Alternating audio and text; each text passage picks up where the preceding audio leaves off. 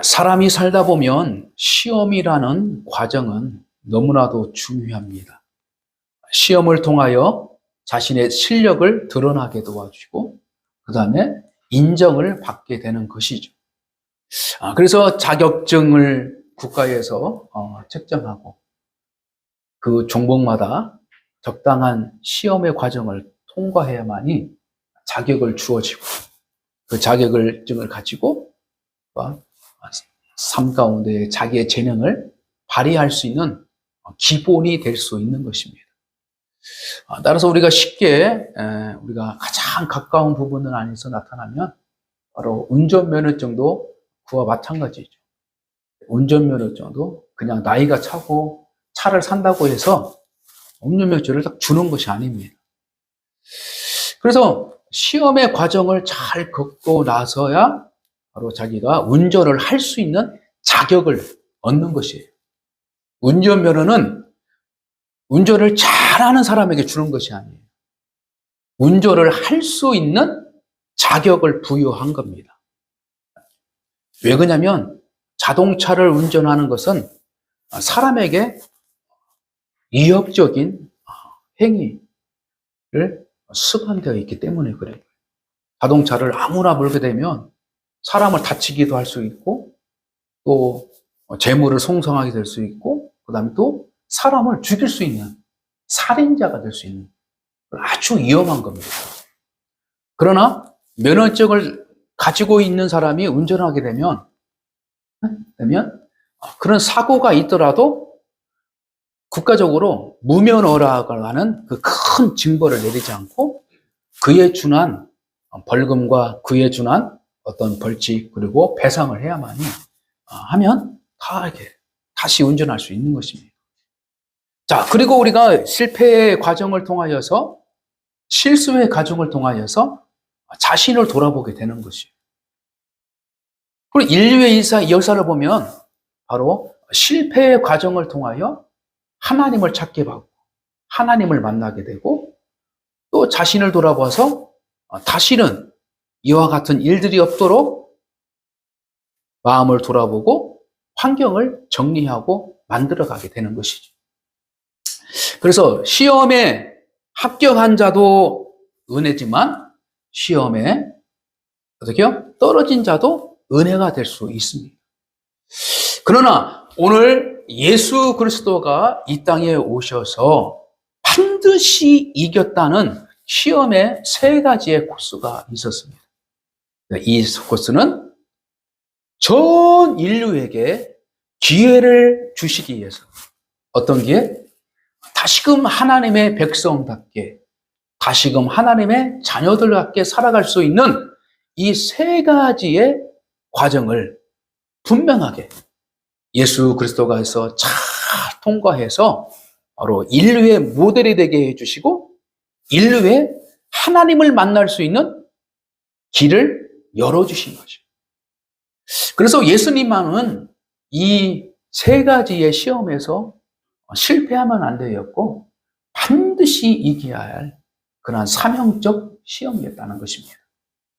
더군다나 40일 동안 밤낮으로 기도하면서 밥을 먹지 않고, 그죠? 음식을 입에 대지 않고 그 과정을 겪었던 것이에요. 그래서 40일이 다 지난 후에 바로 시험하는 자가 다 온 겁니다. 그러니까 40일 동안 기도하면서 음식을 입에 대지 않고 오로지 하나님의 거룩한 뜻을 위해서 40일 동안 준비하고 있다가 바로 시험하는 자가 다 나타나기 시작하는 거죠. 근데 시험의 장소로 시험의 과정을 훈련시킨 사람이 누구냐면 바로 성령 하나님이시다라는 것입니다. 그래서 지난 주일날 우리가 세례 요한을 통하여서 이제 세례를 받았어요. 세례를 받으니까 하늘의 문이 열렸어요. 하늘의 문이 열렸다. 그리고 성령이 내려오셨다. 그리고 하나님의 음성이 들려서 이는 내가 사랑하는 아들이다. 이렇게 말하고 있는 것입니다. 그 후에 성령께서 이제는 예수를 싹 데려다가 광야 속에서 광야에서 40일 동안 같이 시험을 준비했었던 거예요. 그래서 준비하는데 어떻게 했냐? 아주 강하게 그 시험을 준비했던 것이죠. 어떻게? 식음을 전폐해. 그러니까 물조차도 먹지 않고 음식의 모든 것을 내렸어요. 그래서 여기서 말하는 예수는 뭐냐면 하나님을 말하는 것이 아니라 온전한 인간의 모습으로 바로 성령에 의지해서 시험을 받는 자로 나타나 있는 것입니다. 자, 근데 여기서 예수, 사도 바울이 고백한, 그리고 사도 바울을 통하여서 예수가 누군가를 분명하게 가르쳐 주셔. 어떻게? 둘째 아담, 두 번째 아담, 곧 마지막 아담이라고 사도 바울을 통하여 하나님이 말씀해 주셨어요. 자, 그러면 무엇을 강조하기 위해서 둘째 아담이냐? 첫째 아담과 다르다 이렇게 말하고 하셔서 바로 그것을 끄집어낸 것이죠. 그래서 여기서 마태복음을 통하여서 예수 그리스도를 드러나서 참된 인간의 모습으로 다시금 하나님의 말씀을 지킬 것인가? 하나님의 말씀을 따르지 않고 자기의 의중과 자기의 욕구를 채워가는 것인가? 이 부분에서 시험의 장소가 다 있다는 거예요. 자, 우리가 시험을 이길 수 있는 그 가장 좋은 환경이 뭐냐면 절대적으로 자기의 육신적인 것, 욕망과 모든 것을 내려놓고 오로지 전적으로 하나님의 말씀을 의지할 수 있는 마음의 자세가 있을 때 시험의 환경을 어떻게 이길 수 있는 것입니다. 왜 그럴까요? 첫째 아담은 아주 좋은 환경 속에 있었어요.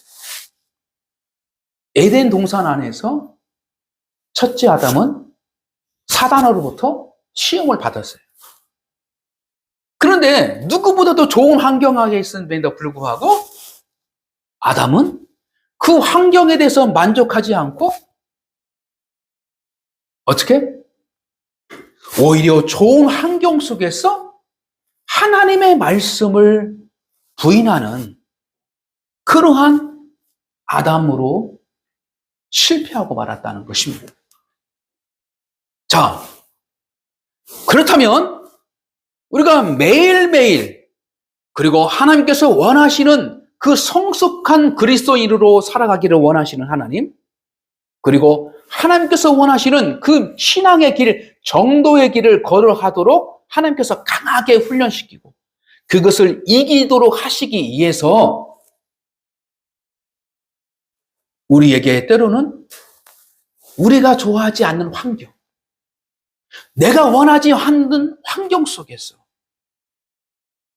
하나님께서는 그것을 시험을 받도록 할 때가 있다는 것입니다. 그러나 오히려 내가 가난할 때 하나님을 의지하고 내가 고난 가운데 있을 때 오히려 하나님을 찾게 되고 내가 오히려 실패하고 넘어져 있을 때에 바로 하나님의 은혜를 구하는 자임을 우리의 인생을 통하여서 깨닫게 하는 것입니다. 그래서 우리가 하나님께서 주신 내 사명을 다 하기 위해서는요, 하나님 이것도 챙겨주고요, 이것도 갖춰주고요, 이것도 다 어떻게 해요? 다 알아서 해결해 주십시오. 먹을 것, 입을 것, 마실 것을 다 갖춰주면요, 나는 열심히 하나님의 일만 하겠습니다. 하나님 그렇잖아요? 먹는 것도 지금 내 걱정이 태산이고 공부하는 이 과정 속에도 걱정이 되고 내가 미래를 위해서 준비하는 것도 또 아직도 준비한 것들이 참 어떻게 준비가 되지 않아서 내가 이런 환경에서 어떻게 하나님께 믿음대로 살기를 원하십니까? 이렇게 우리들 마음속에서 그걸 하나님께 요구하고 그것을 하나님을 오해하고 하나님을 불평할 수 있는 것이에요. 그러나 오늘 예수께서 광야의 땅에서 그리고 40일 동안 먹을 것을 줄이고 먹지 않고 그렇게 최고의 체력적으로 가장 약한 그 상태에서 시험하는 자가 다 왔다는 거예요. 어떻게 보면 이 사단은 옳다. 내가 반드시 너를 넘어지게 하겠다. 왜? 예수의 환경은 40일 동안 먹는 것을 다 전폐하고 밤낮으로 자지 않고 그 40일 동안 시련과 고난과 역경을 다 겪었어요. 그래서 오늘 본문 말씀 보면 그때에 예수께서 성령에 이끌려 마귀에게 시험을 받으러 광야로 가사 40일을 밤낮으로 금식하신 후에 줄이신지라 이렇게 말하고 있어요. 줄이신지라라는 부분을 뭐냐면 매우 배고픈 상태, 매우 부족한 상태, 육신적으로 모든 조건이 가장 메마른 거예요. 저도 7일 금식을 물도 안 마시고 음식을 안 먹고 한 경험이 있습니다. 하나님, 정말로 하나님께서 내 길을, 나를 부르셨다면, 저를 부르셨다면, 하나님, 저에게 응답해 주십시오. 그래서 제가 작정하고 갔어요. 근데 하루, 이틀 좀 지나가니까요. 어떤 일이냐면요. 머리카락이 빠는 거예요. 머리카락이. 그때 제 나이가 군대를 제대하고 이제 막 한 1년 지났으니까 신학을 24살, 95년도에 내가 시작했으니까 그러니까 93년도 제대한 후에 1년 정도 후에 그러니까 얼마나 팔팔합니까? 그죠? 얼마나 팔팔해요. 혈기가 왕성하고 이제 아직도 군인 정신이 살아있는 그런데 하나님께서 나를 부르시는 것 같기도 하고 이런 것 같기도 하고 그래서 하나님 저를 직접 좀 그런 간절한 마음으로 이제 나는 하나님께 무엇인가 내놓고 싶은 그리고 나 이렇게까지 하니까 하나님 길을 좀 알려주십시오. 나를 만나 주십시오. 이틀쯤 지났는데 머리카락이 좀씩 빠져. 그러니까 겁이 덜컥 나는 거예요. 뭐 그 전에 뭐 하루 금식, 뭐 그 전에는 3일 금식도 하고 그런 게 있는데 이 일주일은 처음 해보는 경우인데 그런 경우는 겁이 나더라고. 그래서 내가 야 이거 몸이 어떻게 좀 이상하되지 않을까? 걱정도 되고 있어.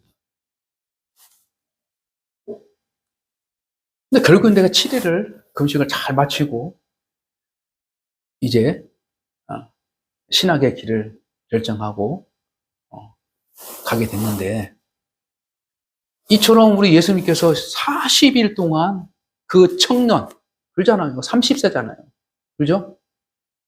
그 혈기왕성한 우리 주님께서 성령님께서 시험 받으러 이끌어 가셔가지고 좋은 환경, 시험 공부해서 잘 할 수 있는 환경, 체력도 너 체력 시험도 봐야 되니까 하루 세끼 다 고기로 다 아침에는 채식, 점심에는 고기 뭐 이렇게 막 훈련시키고 또 성경 말씀 막 공부시키고 그런 게 아니라 그냥 무작정 광야 속에서 40일을 굶게 하신 거예요. 그 상태에서 가장 약한 그 모습이 성경 원어적으로 보면 줄이신지다라는 속에서 담겨져 있는 거예요. 그러니까 보통 우리 인간에게는 판단할 수 있는 것들이 다 틀려지는 거예요. 그러니까 돌덩어리만 봐도 누가 뭐라고 안 해도 그냥 그걸 빵으로 볼 수도 있고 고구마로 볼 수도 있고 여러분들 하도 배가 고프면 그런다고 하잖아요. 헛것이 보인다고. 근데 그 상태에서 성령은 싹 맞고 이제 어둠의 주권자인 사단이 싹. 그래서 세 가지의 시험 테스트를 하게 되는 것입니다. 자, 본질적으로 예수님이 왜 시험을 받아야 했고 꼭 이겨야 했는가 라는 부분을 현재 여러분들은 다 알고 있을 거예요. 그러나 오늘날 우리에게 그리고 그 마태 복음을 통하여서 그 당시의 성도들에게 예수님의 시험의 과정을 왜 그들에게 전하고 싶고 그들에게 교훈적인 말씀의 목적을 주셨는가? 그리고 오늘날 우리 교회에게 하나님께서 이 말씀을 주시는가라는 속에서 우리는 귀중한 영적인 지혜를 얻어야 될 줄 믿습니다. 그래서 첫째는 뭐예요? 주님께서 먼저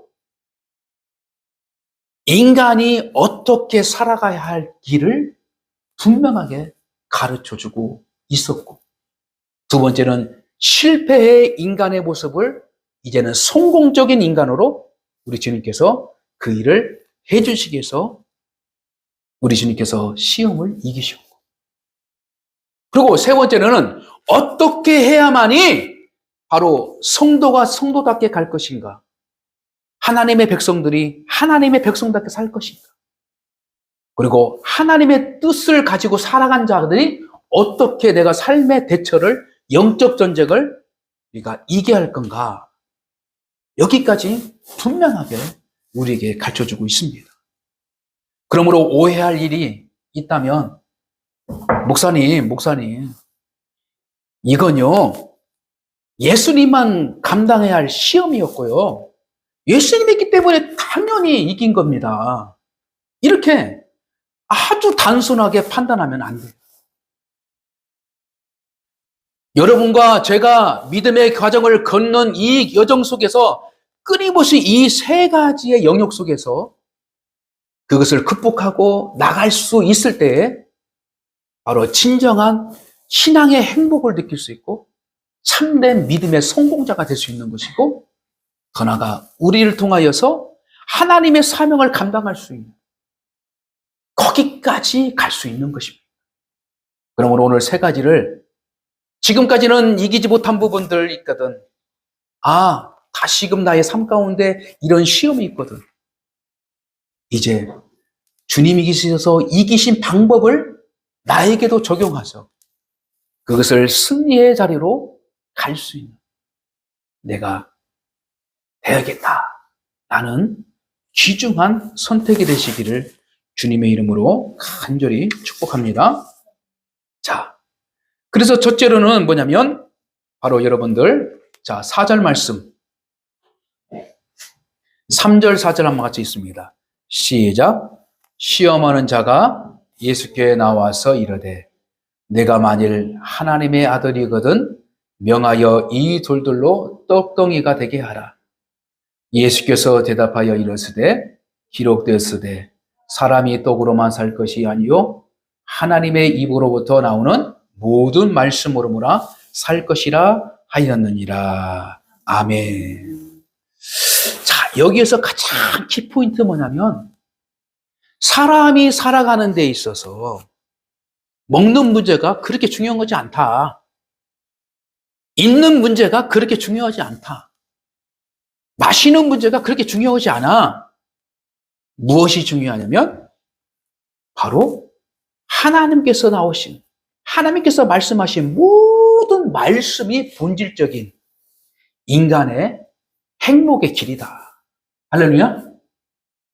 그러므로 우리는 예수 그리스도가 말씀하신 이 말씀을 잘 분별하여서 하나님의 말씀이 무엇인지를 분명하게 알을 때에 우리의 삶의 모든 문제를 뛰어넘을 수 있는 것이고 삶의 모든 문제를 해결할 수 있는 것이라는 것입니다. 그래서 우리 주님께서 말씀하시기를 너희는 먼저 그의 나라와 의를 구하라. 너희는 먼저 그의 나라와 의를 구하라. 그 나라와 의는 뭐냐면 바로 하나님께서 사람을 창조하신 이유와 목적이 담겨져 있는 것이에요. 그러므로 내 인생에서 가장 행복한 것은 하나님께서 나를 왜 구원해 주셨지? 그 목적을 발견하고 찾아가는 것이 가장 행복한 거예요. 질병으로부터 나는 구원받았다? 인생으로부터 구원을 받았다? 이 문제가 아니라 이것은 어떤 표면적인 문제라니까요. 그래서 예수 그리스도 안에서를 통해서 귀신을 쫓겨받은 사람들, 그 다음에 안전배기가 일어나는 사람들, 어떤 물질적인 문제가 해결되는 사람들은 거기서 끝나는 것이 아니라 더 중요한 것은 거기의 문제를 뛰어넘어서 영혼의 구원의 문제까지 해결받는 자가 하나님께서 기뻐하시고 바로 하나님께서 그를 고쳐주시고 그를 해결해 주시고 그를 인도하신 그 목적이 있다는 것을 분명하게 알아야 돼요. 그러므로 저와 여러분은 영혼에 대한 관심을 가지고 살아야 돼요. 할렐루야. 그 영혼은 뭐냐? 믿음에 대한 관심을 가지고 살아라. 할렐루야. 그래서 하나님께서 무엇을 원하시는지, 하나님께서 왜 우리에게 말씀을 주셨는지, 그래서 본질적인 모든 것들의 문제 해결은 하나님으로부터 모든 것들을 해결할 수 있는 것은 바로 우리를 하나님의 말씀, 그래서 하나님께서 하신 말씀에 중요한 것이 아니라 그 말씀을 통하여 하나님의 존재에 대해서 알아라. 이것이 가장 중요한 것입니다. 그래서 우리는 예수 그리스도를 통하여서 하나님의 존재를 알아가는 거예요. 할렐루야. 성경 말씀을 통하여 예수님을 알아가는 것처럼 우리는 예수님을 통하여 하나님을 알아가는 거예요. 할렐루야. 그러므로 우리는 인생의 실패에 대해서 우리의 마음을 뺏기지 말고 내 환경이 어떤 환경, 불안전한 환경, 불편한 환경, 모든 것들 그 환경이 중요한 것이 아니라 바로 너 하나님을 믿고 있니? 너 예수님을 믿고 있어? 이것을 하나님께서는 원하신다는 거예요. 할렐루야. 그러나 사단은 표면적인 우리 물질적인 이 문제를 가지고 사단은 우리를 시험거리를 주셨어요. 마치 하나님이 물질의 문제를 해결해 주시는 하나님으로 어떻게요? 낮게 보게 만드는 거예요. 바로 누구의? 우상들의 수준과 같이 하나님의 수준을 낮춰주시는 거예요. 왜?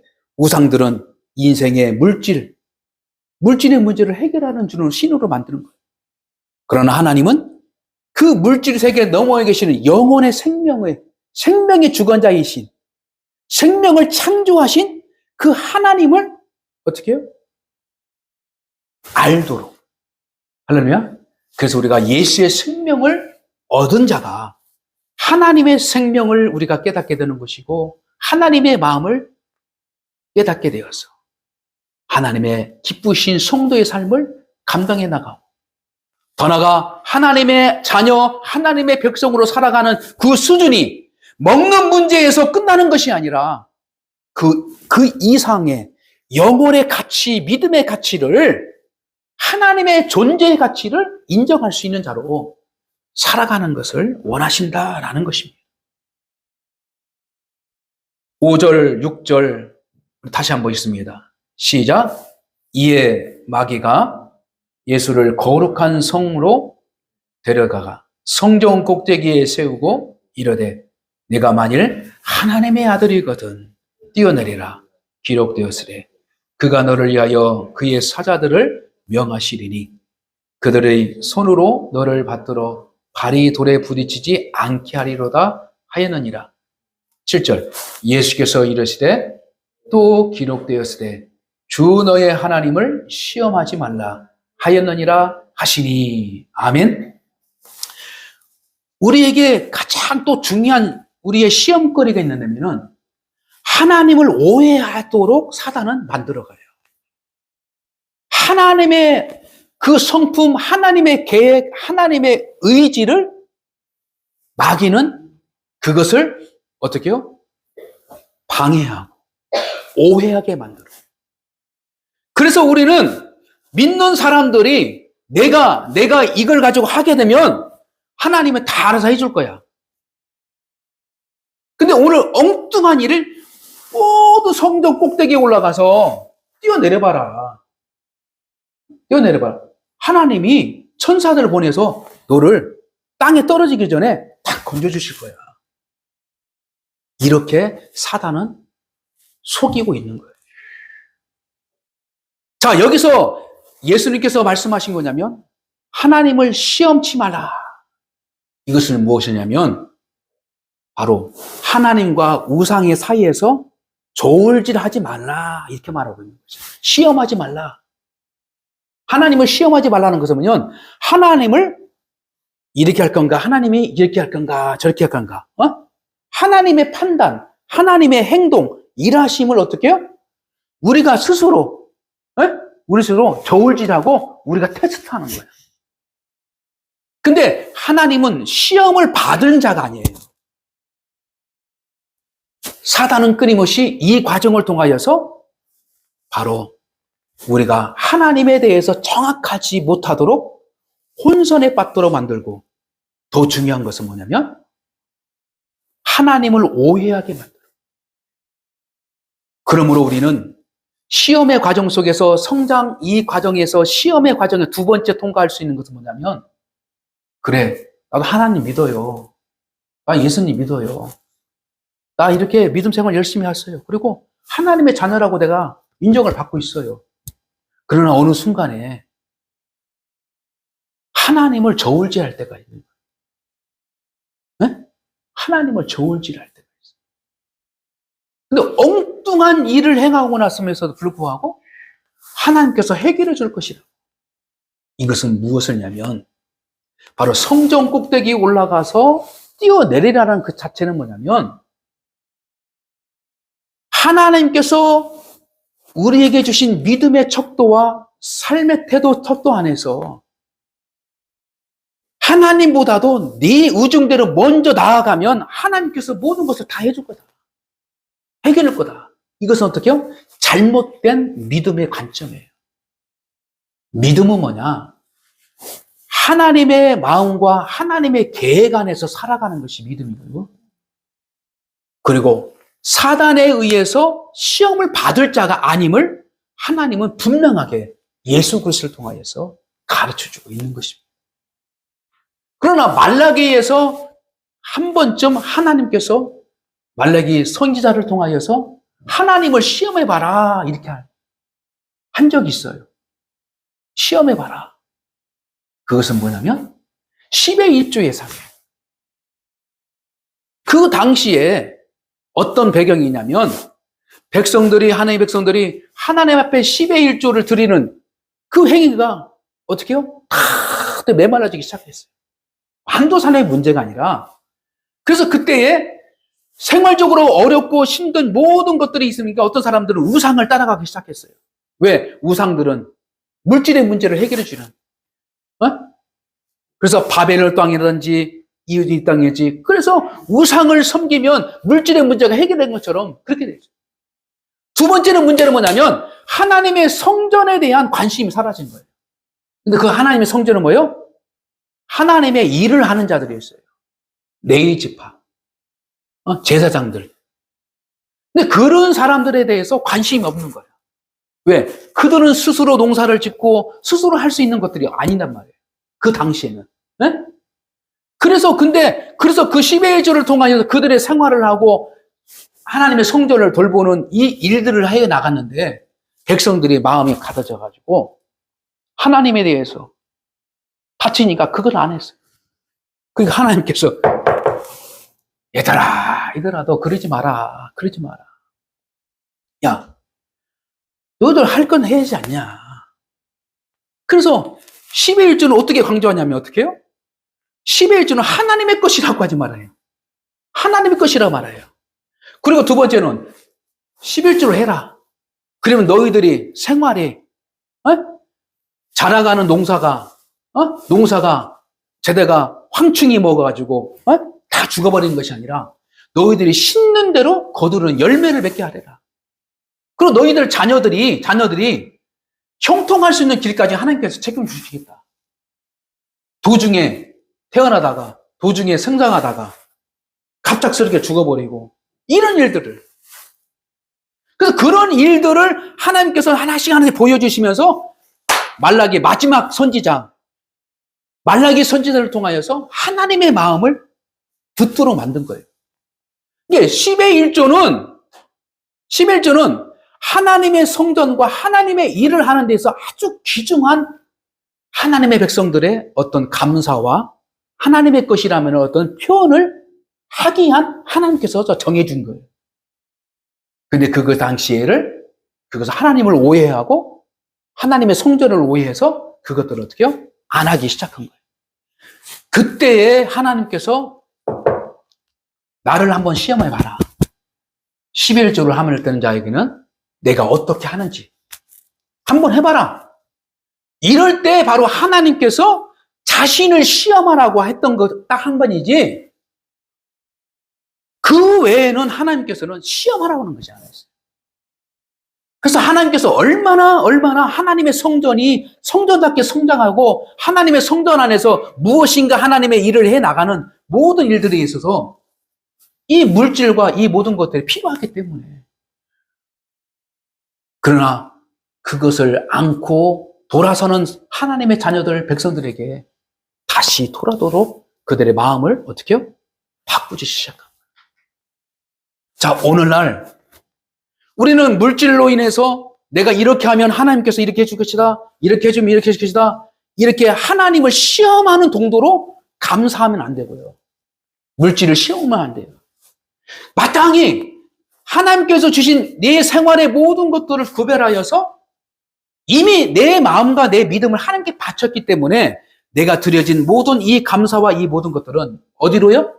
하나님의 사명을 위해서 쓰이는 것이지 하나님이 그것을 받아들이는 것이 아니란 말이에요. 그냥 받아들이는 걸로 하나님은 인정한 것 뿐이에요.